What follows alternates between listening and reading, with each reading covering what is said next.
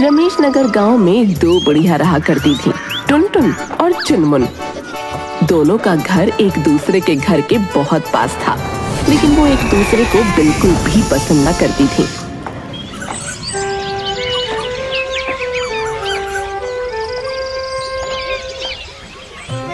आलू ले लिया, मूली ले लिया, गोभी ले लिया।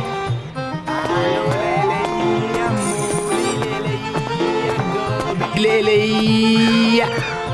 अरे क्या मेरी आंखों में धूल झोंक रहा है? सब कुछ जानती हूँ मैं। तुम लोगों की तराजू में पहले से ही सड़े हुए टमाटर रहते हैं। ला ला मुझे दिखा, खाली है कि नहीं? अरे क्या अम्मा तुम भी है? सुबह सुबह मजाक करने आ जाती हो। देखो, अरे देखो देखो, अरे मेरा तराजू बिल्कुल खाली है। कि इतने में ही चुनमुन भी वहाँ पहुँची। अरे ओ सब्जी वाले, जरा 1 किलो टमाटर तो तोल दे। सुबह सुबह काली बिल्ली नजर आ गई। सारा दिन ही खराब हो गया। अब मुझे तुम्हारी रेडी पर से टमाटर ना खरीदने, कहीं और से ले लूंगी, वरना खाना भी खराब बनेगा। जिनके दिल काले होते हैं उन्हें सब काला ही नजर आता है। दिल में इतना कचरा भर रखा है कि अपनी तरह सब गलत ही नजर आता है। खूसट बुढ़िया कहेगी। ये सब्जी वाले, जरा पूछना इससे कि क्या ये मुझे बोल रही है? अरे आप दोनों को क्या सुबह सुबह कोई मिला नहीं मेरे अलावा है? हे भगवान, मैं कहाँ फंस गया? टुनटुन पैर पटकते हुए वहाँ से चली गई और चुनमुन भी। अरे ना तो टुनटुन अम्मा ने सब्जी ली और ना ही चुनमुन अम्मा ने, लेकिन मेरे दिमाग का दही जरूर कर दिया है? अगली बार इस मोहल्ले में सोच समझ कर ही कदम रखूंगा। हाँ, सब्जी वाला भी वहाँ से चला गया। या मूली ले लिया, गोभी ले लिया।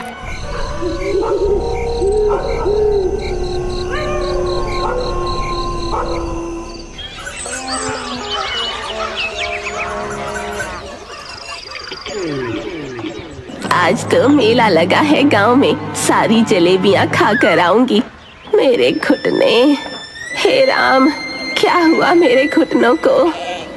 अब इस उम्र में घुटने ना दुखेंगे तो क्या चाल मत वाली होगी? मुझे देखो, मैं तो बिल्कुल तरोताजा हूँ। मेरे पैर तो अच्छे से काम करते हैं। ये बोलकर टुनटुन सीधा निकल गई।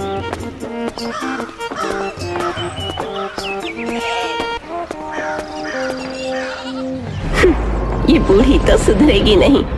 आए मेरे घुटने। अम्मा, आपके पैरों में दर्द है क्या? इस उम्र में भला आपको क्या जरूरत है दोपहर में बाहर निकलने की? इस उम्र से क्या मतलब है तुम्हारा? और अम्मा ना काकी बोल, काकी हूँ मैं। अभी तो मैं तुम्हारी माँ की उम्र की हूँ। जी माफ करना काकी। लड़की वहाँ से हक बकाते हुए चली गई।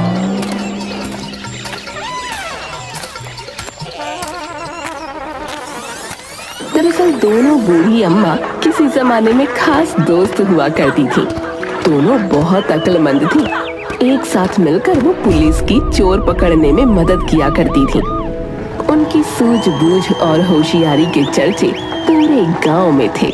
लेकिन समय के साथ परिस्थितियां बदली और दोनों को एक दूसरे से परेशानी होने लगी।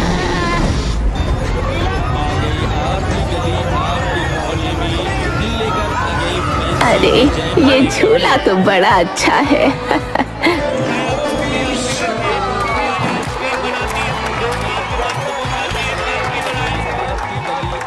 चुनमुन जाकर झूले में बैठ गई, लेकिन तभी उसकी नजर टुनटुन पर पड़ी, जो पहले से ही उस झूले में बैठी थी। इतने में ही झूला भी शुरू हो गया। कोई अनहोनी ना हो जाए कहीं। पनौती भी तो बैठी है ना झूले पे। पनौती खुद अपने मुंह से ऐसी बातें कर रही है, लगता है बहुत ही बुरा होने वाला है। अरे ये झूला इतनी तेज क्यों घूम रहा है? मुझे तो चक्कर आने लगे। हाय, ये झूले वाले, ये झूले को रोकना। अरे मुझे तो बड़ा मजा आ रहा है। ए झूले वाले, और तेज झूला। इस की उम्र हो गई है ना, इसलिए इसे चक्कर आ रहे हैं। और अभी मैं तो जवान हूँ भाई। चक्कर? और मुझे बिल्कुल नहीं, मुझे तो मजा आ रहा है। मैं तो इस टुनटुन बुढ़िया के लिए कह रही थी, झूला रोकने के लिए नहीं, कहीं बेहोश ना हो जाए। अरे भाई बड़ा मजा आ रहा है, और तेज झूला। घुटने इसके जवाब दे रहे हैं और बुढ़िया मुझे बोल रही है, देखना झूले से उतरते ही पानी पानी हो जाएगी। टुनटुन और चुनमुन के इस शीत युद्ध को झूले में बैठे सभी लोग देख रहे थे। झूला रुकने के बाद सभी लोग फटाफट झूले से उतर गए, लेकिन टुनटुन और चुनमुन अभी तक झूले पर ही बैठी थी। अरे अम्मा उतर भी जाओ। मुझे तो और झूलने का मन कर रहा है, अभी बहुत ताकत है मुझ में ये झूला झूलने की। मेरा भी मन नहीं कर रहा उतरने का, दोबारा झूलने का मन कर रहा है, इसलिए ना उतर रही मैं। हाँ। अरे लेकिन अब मेला बंद करने का समय हो गया है, अब झूला नहीं चलेगा, नीचे आ जाओ। ए चुनमुन, पहले तू उतर, फिर मैं उतरूंगी। क्यों, मैं क्या तेरी मालकिन हूँ जो पहले मैं उतर जाऊँ फिर तू उतरेगी? मतलब अगर तू मुझे अपनी मालकिन समझती है तो पहले मैं उतर जाती हूँ, वैसे भी तो मेरी नौकरानी ही लगती है। ए तू रुक, पहले मैं उतरूंगी, मैं नौकरानी ना हूँ तेरी। ऐसा बोलकर टुनटुन खड़ी हुई। उसके पैर भी नहीं हिल पा रहे थे, उसका सर घूम रहा था, लेकिन इतने में ही गिर पड़ी। ए निकल गई ना सारी हवा, झूले वाले को बोल रही थी झुलाओ झुलाओ, क्यों नहीं मान लेती कि तेरी बूढ़ी हड्डियां ये सब ना झेल सकती। मुझे देख, मैं कैसे लहराते हुए नीचे उतरूंगी। लेकिन वो भी नीचे गिर पड़ी। लहराते हुए गिर पड़ी। 80 साल की हो गई है, लेकिन दिमाग 2 पैसे का भी नहीं। क्या बोली तू? मैं 80 साल की, तू कितने साल की? 90 साल की? अरे भूल गई क्या, मैं तुझसे छोटी हूँ उम्र में। हाँ हाँ पता है मुझे, तू 2 दिन छोटी है मुझसे। चल हट जा मेरे रास्ते से। चुनमुन घर की ओर निकल पड़ी। बुढ़िया की तो सारी हवा ही निकल गई। वो दोनों अपने अपने घर पहुंचे।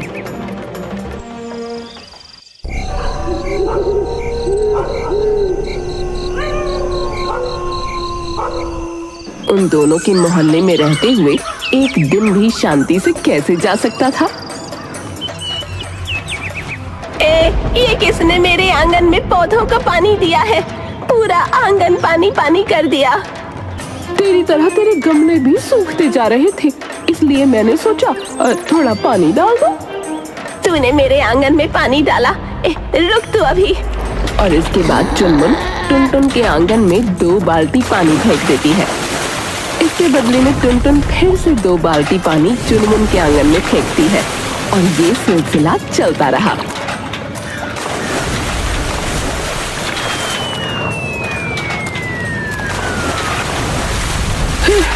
अरे आलसी, तुझ में इतनी हिम्मत कैसे आ रही है कि तू बाल्टी पे बाल्टी पानी उठाकर आंगन में ला रही है? जरा ख्याल तो कर अपनी बूढ़ी हड्डियों का। इधर उधर सरक गई तो लेने के देने पड़ जाएंगे। हाँ, मैं आलसी और मैं बुढ़िया, और झूले से उतरते हुए चक्कर तुझे आते हैं। जरा सा चक्कर तो बर्दाश्त न कर पाती, मेरी हड्डियों का ख्याल कर रही है। इतने में टुनटुन एक और बाल्टी पानी चुनमुन की तरफ लेकर आई, लेकिन इतने में ही उसकी कमर अकड़ गई। हाय हाय हाय मेरी कमर, ओए होए बड़ा दर्द हो रहा है। मेरी हड्डियों का ख्याल तो कर लिया तूने, क्या तुझे अपनी हड्डियों का ख्याल ना आया? अब जाकर घर में आराम कर, वरना बची खुची कमर है ना, वो भी चली जाएगी। टुनटुन अपने घर के अंदर जा पहुंची।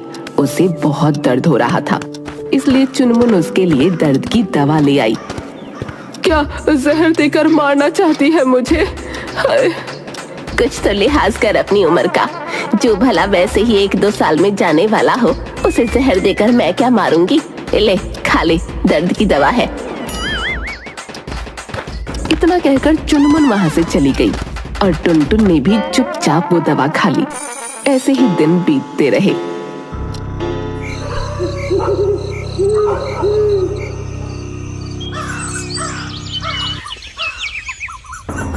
एक दिन राजा ने दोनों बूढ़ी अम्मा को राजमहल में बुलाया। अरे तू यहाँ क्या कर रही है? डॉक्टर की दुकान महल के बाहर है। अगर डॉक्टर की दुकान महल के बाहर है तो जाकर महल के बाहर लाइन लगा। तू बता, तू यहाँ क्या कर रही है? मुझे तो राजा साहब ने बुलवाया है। क्या कहा? राजा साहब ने मुझे भी बुलवाया है? सिपाही का पैगाम सुनकर तू भी पीछे पीछे दौड़ी चली आई। ये तो तुझसे मुझे कहना चाहिए, कहीं तो मेरा पीछा छोड़ देना। अरे आप दोनों ये क्या कर रही हैं? मैंने आप दोनों को ही यहाँ बुलवाया है। यूं लड़ना बंद कर दीजिए। राजा साहब की जय हो। आपने हमें यहाँ बुलवाया, उसकी कोई खास वजह? जी हाँ, असल में हमें शक है कि राजमहल का कोई व्यक्ति राजमहल की सारी अंदरूनी बातें दुश्मन राज्य को बता रहा है, और मैं चाहता हूँ कि आप दोनों मिलकर उसका पता लगाएं। मैं इसके साथ मिलकर कुछ काम नहीं करने वाली। वैसे भी ये पता लगाने का काम बहुत साल पहले ही छोड़ चुकी हूँ मैं। हाँ, मुझे भी कोई शौक नहीं इसके साथ काम करने का। देखिए, मैं और किसी पर भरोसा नहीं कर सकता। आप दोनों बहुत कमाल की हैं, परंतु एक साथ अलग अलग आपकी काबिलियत कम पड़ जाती है। ये सिर्फ राजमहल ही नहीं, पूरे राज्य के लिए बहुत आवश्यक है। मेरी बात मान लीजिए, आपस में सुलह कर लीजिए। बिल्कुल भी नहीं, सुलह तो हमारी ना हो पाएगी, लेकिन अगर आप चाहते हैं कि इस राज्य के लिए हम कुछ कर सकें तो वो जरूर करेंगे। हाँ, राजा मुस्कुरा पड़ा।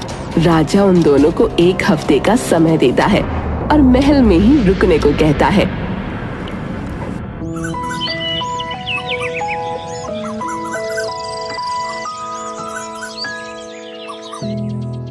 कहाँ से शुरू किया जाए? राजमहल में किसी पर भरोसा नहीं किया जा सकता। सबसे पहले शाही खजाने से शुरू करना होगा। क्या बता वो कुछ चुरा चुरा कर दुश्मन राज्य में भी देता हो।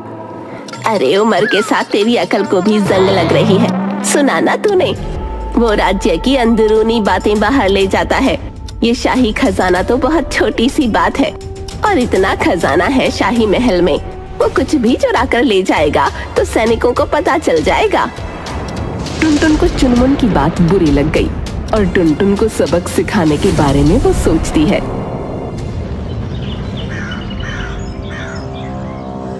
वहीं एक दिन, अरे तू सोकर उठ गई? हाँ, आज मेरा महाराज के लिए कुछ अच्छा बनाने का मन कर रहा है। ये तो बहुत अच्छी बात है। इससे तो महाराज खुशी से फूले न समाएंगे। और हो सकता है वो मुझे इसके लिए एक सुंदर सा सोने का हार दे दें। हाँ, क्यों नहीं। चलो मैं भी तेरी मदद कर दूंगी। हाँ ठीक है, चलो।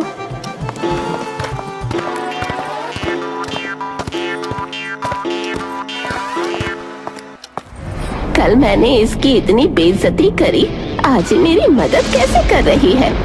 दाल में कुछ तो काला है। चुनमुन और टुनटुन मिलकर खाना बनाने लग जाती हैं। मैं आज महाराज के लिए खीर और खिचड़ी बनाऊंगी। तुम देखना, वो उंगली चाटते रह जाएंगे।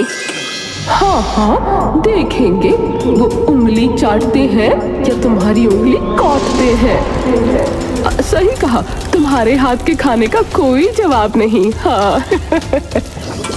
दोनों मिलकर खाना बनाना शुरू कर देते हैं। उनकी तैयारियां बहुत जोरों शोरों से चल रही थीं। टुनटुन, मुझे जरा वो चीनी का डब्बा तो पकड़ाना। हाँ, क्यों नहीं।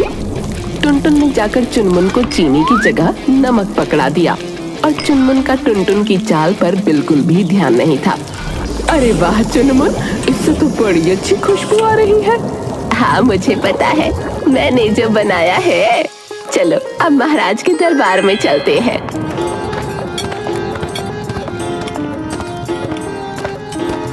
दोनों दरबार में पहुँचे। महाराज, मैंने आपके लिए अपने हाथों से खीर और खिचड़ी बनाई है। अरे लाओ, तुम्हारे हाथ का भोजन तो बहुत प्रसिद्ध है, और अगर मुझे पसंद आया तो मैं तुम्हें उपहार दूंगा। ये लीजिए महाराज, खा के बताइए। टुनटुन को लगा था कि उसकी चालाकी काम कर जाएगी, लेकिन अरे वाह वाह वाह वाह, क्या खीर और खिचड़ी बनाई है, हमें तो आनंद ही आ गया। ये होता देख टुनटुन के चेहरे के तोते उड़ गए। ऐसा कैसे हो सकता है? मैंने तो इसको चीनी के बदले नमक दिया और यहाँ आने से पहले खिचड़ी में लाल मिर्च का पूरा डब्बा पलट दिया था। चुनमुन, मैं तुमसे बहुत प्रसन्न हूँ। मैं तुम्हें एक सोने का हार उपहार में देना चाहता हूँ। शुक्रिया महाराज।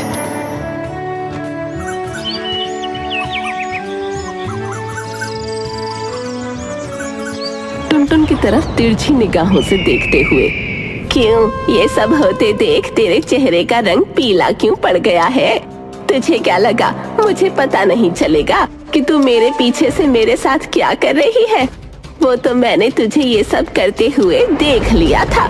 कैसे तूने मुझे चीनी की जगह नमक दिया, वो तो मैंने आने से पहले अलग से खाना बना लिया था। मुझे लगा ही था दाल में कुछ काला है, लेकिन यहाँ तो पूरी की पूरी दाल ही काली थी। हाँ मुझे माफ कर दो चुनमुन। कोई बात नहीं, मुझे पता है तुझे मेरी बातों का बुरा लगा, इसलिए तूने ऐसा किया।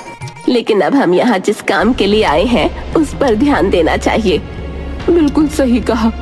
हमें पता लगाना होगा कि आखिर इसके पीछे है कौन। ऐसा क्या हो सकता है जिससे सब पता चल जाए? मेरे पास एक तरकीब है। और उसके बाद टुनटुन चुनमुन को तरकीब बताती है।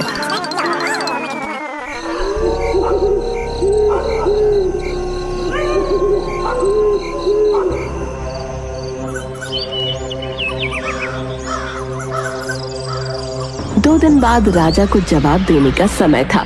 2 दिन बीत जाने के बाद राजा ने दोनों को अपने सामने खड़ा करके उनसे जवाब मांगा।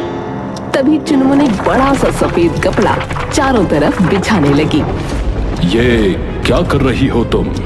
राजा साहब, हम चाहते हैं कि आप महल के सारे लोगों को यहाँ बुलाएं। उन्हें तैयार होने का या फिर कपड़े बदलने का मौका ना दिया जाए। उन्हें फौरन यहाँ बुलाइए, अभी के अभी। राजा वैसा ही करता है। राजा साहब, सब कुछ ठीक तो है ना? आपने इतनी जल्दी जल्दी सबको यहाँ क्यों बुलाया है?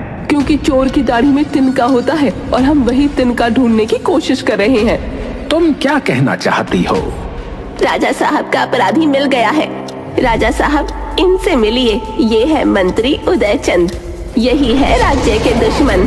कोई सोच भी नहीं सकता था कि मंत्री राज्य का सबसे भरोसेमंद आदमी ही विश्वासघात करेगा। तुम्हें क्या लगता है कि तुम कल की आई हुई कुछ भी बोलोगी और राजा साहब मान लेंगे? क्या सबूत है तुम्हारे पास? यूं ही मैं मंत्री पर शक नहीं कर सकता। अगर कोई सबूत है तो बताओ। ये देखिए राजा साहब, महल में सेना कक्ष के अंदर की सारी राजनीतिक चीजें हैं। सेना की अंदरूनी बातें हैं, राज्य के अंदरूनी बातें हैं, लेकिन वहाँ दिन में कई सारे लोग आते जाते हैं, इसलिए ये पता लगाना मुश्किल था। लेकिन वो लोग दिन में आते जाते हैं, रात में नहीं। बस हमने उस कक्ष के बाहर हमारा बनाया हुआ नुस्खा डाल दिया। अब मेरा मतलब है, जिस रंग से हम बचपन में कपड़ों पर कलाकारी करते थे ना, वही तरल पदार्थ हमने कक्ष के बाहर फैला दिया। पहले तो वो रंग नजर नहीं आता, लेकिन सफेद कपड़े पर जाते ही उसका रंग नजर आने लगता है। और ये देखिए, जो सफेद कपड़ा हमने बिछाया था यहाँ पर, उस पर किसी के भी पैरों के निशान नहीं है, सिवाय इस गुलाबी पैरों के निशान के। और ये गुलाबी पैरों के निशान हैं मंत्री जी के। इसका मतलब रात के अंधेरे में उस कक्ष के अंदर मंत्री के अलावा कोई और दाखिल ना हुआ। ये मंत्री, ये क्या बेतुकी बात है? मैं मंत्री हूँ, मैं राज्य में हर जगह चक्कर लगाता हूँ। भला तुम ये कैसे कह सकती हो? जी हाँ, हम ये जानते हैं, और इसीलिए हमने वो तरल पदार्थ दरवाजे के ऊपर भी लगा दिया था। जरा अपने हाथों की तरफ देखिए, अपराधी के हाथ ही रंगे हुए होते हैं, और आपके हाथ भी गुलाबी रंग के नजर आ रहे हैं मुझे। मंत्री, हमें तुमसे ये उम्मीद नहीं थी। इतना बड़ा विश्वासघात, वो भी हमारे साथ। तुम्हें अवश्य दंड मिलेगा। सैनिक मंत्री को कारावास में डाल देते हैं। अति उत्तम, तुमने राज्य के लिए बहुत बड़ा कार्य किया है। तुम्हारी इस बुद्धिमानी और सूझबूझ से मैं बहुत प्रसन्न हुआ। बस इसी प्रकार एक साथ मिलकर रहो और बाकी का जीवन भी अच्छे से बिताओ। राजा ने दोनों को धन दौलत से भर दिया।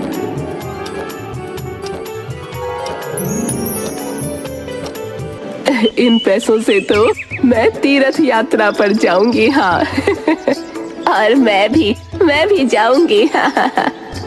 चुनमुन, मैं तुझे कुछ कहना चाहती हूँ। कितने सालों तक हमने ठीक से बात ना की। राजमहल में एक साथ काम करके मुझे पुराने दिनों की याद आ गई। अगर मुझसे कोई गलती हुई भी है तो मुझे माफ कर दे। कोई भी गिला शिकवा है तो दूर कर लेते हैं हम। अरे 4 दिन की जिंदगी में कोई गिले शिकवे करता है क्या भला? मैं तो बस तुझसे इसलिए नाराज थी कि तू मुझसे आगे से बात करने ना आई। लेकिन देख, अब सब ठीक हो गया है। अब साथ में तीर्थ यात्रा पर जाएंगे। और साथ में ही कुंभ तीर्थ यात्रा पर निकल पड़ती है। एक बार फिर से पूरे गांव में दोनों सखियों की दोस्ती के चर्चे होने लगे।